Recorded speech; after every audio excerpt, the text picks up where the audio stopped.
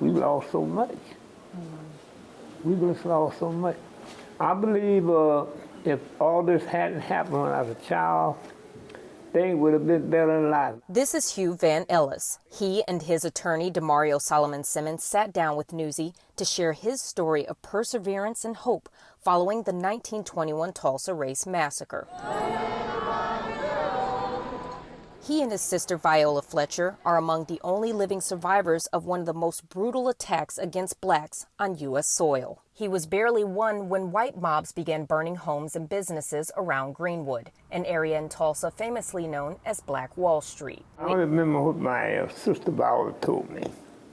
She said they would start guns going off, and Dad looked outside to see people getting shot, houses getting burnt.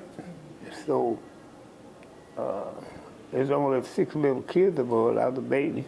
So my father, we just managed to barely get out of it, just put our clothes on our back when they have time to put, get nothing else together. They escaped with their lives, but Ellis says life was tough for him and his siblings after losing everything. He says they had to pick cotton to survive, even mentioning he didn't receive his high school diploma until he was in his 20s, after being drafted into a segregated military. Back then they had a black army and they had a white army.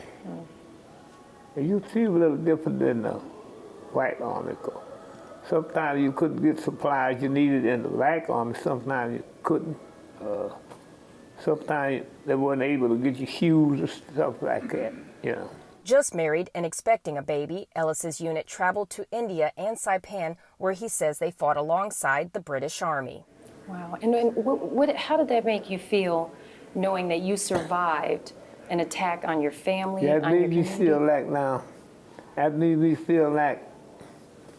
am I going to make it? I'm going to service. Back in the end, there's a lot of war going on. I'm going to service. I just survived the drought. Now I'm going to service. I'm going to take another shot at my life. But Van Ellis says he proudly served his country for 2.5 years, even though he faced discrimination. In the service, you had a white fountain drink out and a black fountain. Then you had a restroom. They had one stool for black guys and one stool for five or six stools for the other side of people. That's racist. What did that make you feel? I mean, just seeing that. It make you feel bad.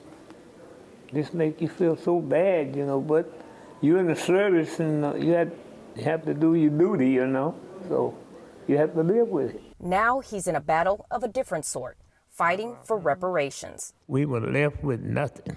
The 100-year-old traveled to Washington, D.C. to testify before Congress, shedding light on how the Tulsa Massacre not only impacted him and his family, but an entire community. All the years, I thought back about 100 years. I'm 6 months old during this time. And the same thing goes on, like, you're looking for justice. You're looking for something to get better. And I was glad I had the opportunity to go up there and do that. Because some guys in the state, your council, your congress in the state, they won't do nothing for you. Therese Garnier, Newsy, Tulsa.